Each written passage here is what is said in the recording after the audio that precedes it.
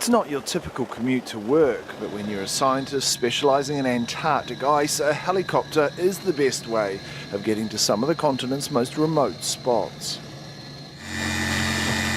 In this case, the team are drilling ice cores from beside the Mertz Glacier in East Antarctica. The glacier extends more than 40 kilometres out over the ocean.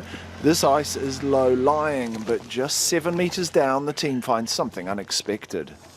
I think these bubbles probably contain water, probably quite salty water. It's the first time ice cores have been taken from beside this glacier, and the discovery will give the researchers valuable information about how warming ocean currents are affecting the ice.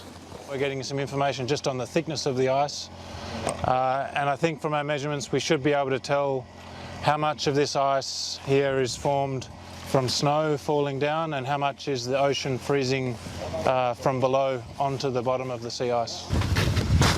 The team also use radar to map the structure of the ice beneath them. Normally it'll give them soundings to a depth of 100 metres, but today the layers of water in the ice are limiting its scope. This ice very saturated, so water is not good for the electromagnetic waves of the radar, so it just doesn't work.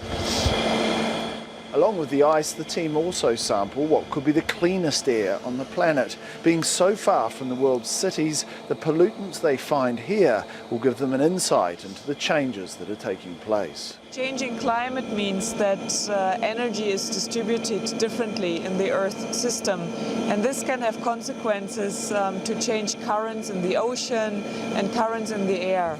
And we don't know yet exactly what the impact can be and if more pollution could be transported. So we're trying to find out by taking the samples. After 3 hours on the ice, the helicopters return and the precious cargo of ice cores are loaded on board. They're taken directly back to the ship, and once there, the ice cores are placed in a freezer at -20 Celsius. I'll just lay it down here very gently. Initial measurements can be done during the voyage, but most of the work must wait. These ice cores will now be taken back to Europe, and it's there in a lab that the detailed analysis will be done. The physical, chemical and biological properties of each layer of ice will then be determined. So you see that process starting here.